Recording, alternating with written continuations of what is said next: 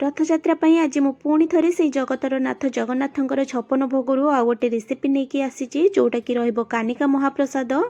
प्राय सब ओडिया चाहिए बसी थांती कि केतेबेले टिके मो जगार डोरी लागिबो आ आमे जाइकी तार दर्शन करि परिबो आ तार सेही अमूल्य महाप्रसाद को पाई परिबो।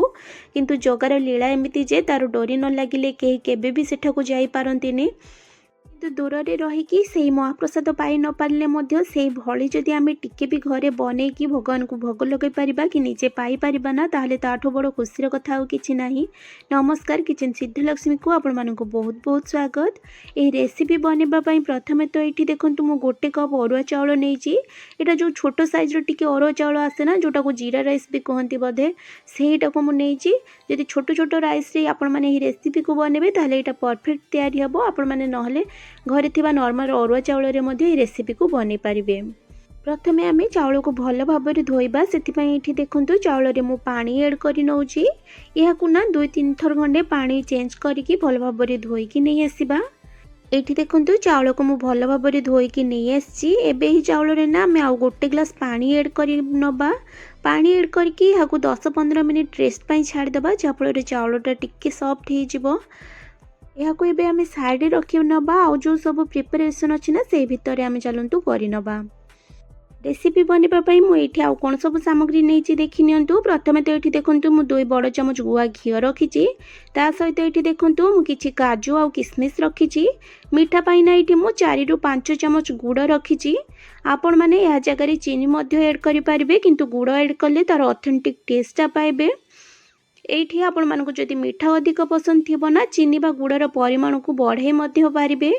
ता सहित एठी देखंतु आमे किछि गरम मसला ऐड करबा। आ गरम मसला रे एठी देखंतु मु गोटे तेजपत्र नेछि, गोटे चक्र फूल आ खंडे दालचीनी आ गोटे बड़ गुजराती रखिछि। ए सब जिंस को ना गोटा कानिका रे ऐड करबा। आ अन्य सब कोन नेछि देखि नियंतु। एठी नेछि गोटे चमच गोटा जीरा, 12 रु 15 टा गोलमरिच, 4 रु 5 टा छोट खंड दालचीनी, 12 रु 15 टा लवंग आ एठी देखंतु छोट खंडे जायफल नेछि। ए सब जिंस को ना आमे दरदरा करके पाउडर बनेबा। सेति पई एठी देखंतु मु गोटे हेमदस्ता नै जाइछि। एबे आमे तेजपत्र, बड़ अळैच, खंडे दालचीनी आ चक्रफूल को छाड़ी बाकी सब मसला को हेमदस्ता रे ऐड करि नबा। आ यहा को ऐड कला परे ना यहा को भल भाबरे कुटिकी यार गोटे दरदरा पाउडर बने नबा। आपण माने चाहिले इस स्टेप को ग्राइंडर जार रे मध्य करि परिबे, किंतु श्रीमंदिर रे तो ग्राइंडर जार रे यूज करा जायनी, एमिति छेचिकी ही पक्का जाए। तो मु एटा ही चेष्टा करि जे एठी करिबा पई। एठी देखंतु बढ़िया दरदरा पाउडर टाको बने नेछि। एबे चलंतु यहा को साइड रे रखिबा और कुकिंग प्रोसेस को जिबा। रेसिपी बनेबा पई एठी देखंतु मो गैस ऑन करके गोटे पैन बसै नै जे। पैन एठी भल भाबरे गरम हे जाइछि। एबे आमे रखितबा गुआ घियो को एठी ऐड करि नबा। घियोटा भल भाबरे गरम हे गला परे ना आमे रखितबा काजू आ किशमिश को एठी ऐड करके भल भाबरे टिके फ्राई कर नबा। प्रथमे तो एठी मु काजू ही ऐड करछि, कारण किशमिशटा बहुत शीघ्र पोड़ी जाए। काजू को ऐड कला परे या को एपट सेपट करके किछि समय पय भाजी नबा, जते पर्यंत कि काजूर कलरटा टिके चेंज न हे जाइछि। 2 मिनिट लो फ्लेम रे फ्राई कला परे एठी देखंतु काजू रे हल्का कलर चेंज हे जाइछि। एही स्टेज रे ना आमे रखितबा किशमिश को मध्य एठी ऐड करि नबा।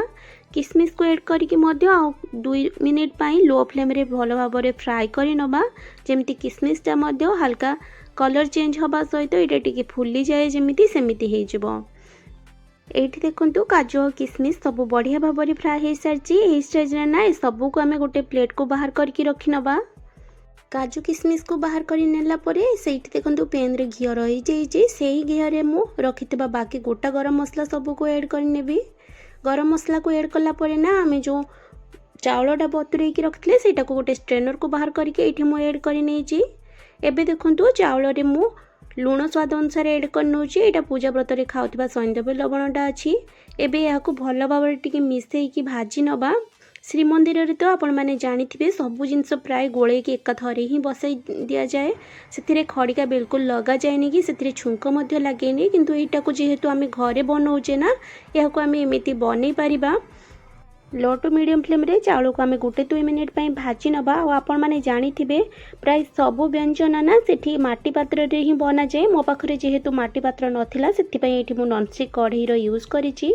एठी देखंतु चाउलटा जेतेबेले टिके भाजी हे गला ना एबे आमे जेतिको चाउल ऐड करथिले तार 2.5 गुणा पानी ऐड करबा।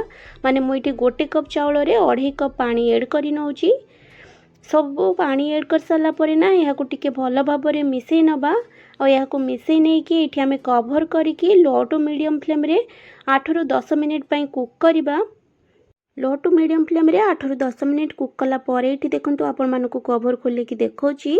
आ ये आपण माने देखिकी ही जानि पारथबे एटा पाखापाखि 50% कुक हो सारानी। एठी सबू राइस को ना मुझे एपट सेपट करके मिसई नौची। आ यही स्टेज रे आमे एबे भाजिकी रखिथिबा काजू किशमिश सबको ऐड करि नबा। ता सहित रखिथिबा गुड़ को मध्य ऐड करि नबा। आ एठी देखंतु आमे जो मसला बनैथिले ना से मसला रू पूरा भरिकी 1 चामच एठी मु ऐड कर नेची। आ एबे सबु जिंस को भल भाव रे टिके मिसई नौची। सबु जिंस को भल भाव रे टिके मिसई नेला परे ना याकु मु पुणी थरे कवर करके आउ 5 मिनिट पई लो फ्लेम रे कुक कर नेबी। 5 मिनिट पर ये देखंतु आपण मानकु कभर खोलिकी देखौची। आ एठी ना भातटा प्राय हे आसलानी। एही टाइम रे याकु आमे पुणी थरे भल भाव रे मिसई नबा। आ भल भाव रे मिसई नेला परे ना याकु एठी आमे पुणी थरे कभर कर नबा। आ गैस रो फ्लेम को ऑफ कर देकी याकु 5 मिनिट रेस्ट पई छाडी दबा।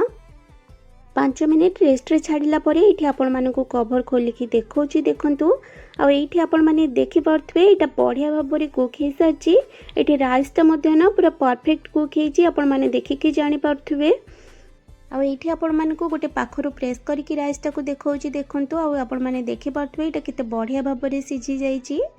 आपण माने याकु गोटे थाली रे बाड़ी नै कि टिके घियो आ तुलसी पत्र ऐड करके भगवान को भोग लगेबा सहित निजे मध्य पाई परिबे। ये कानिका महाप्रसाद सहित ना मु छेना पोटलर गोटे तरकारी बनई जार रेसिपी मु ऑलरेडी चैनल रे अपलोड कर देइछि। आपण माने चाहिए ताको देखिकी बनै पारिबे। ताहले ये रेसिपी को निश्चय थरे ट्राई करिवे। और केमिति लागिला मते कमेंट सेक्शन रे निजर मतामत जणेबा पई जमा भी भूलिबेनी। आपण मानकु मो वीडियो जदि भल लगथाय प्लीज लाइक और शेयर करिवे। और चैनल रे जदि नुआ थिबे मो चैनल को सब्सक्राइब कर नेबे। ताहले आज पई रहूची पुणी आसीबे आ एको नुआ रेसिपी नेकी। सेते बेले पर्यंत स्टे सेफ स्टे हेल्दी। जय मां लक्ष्मी।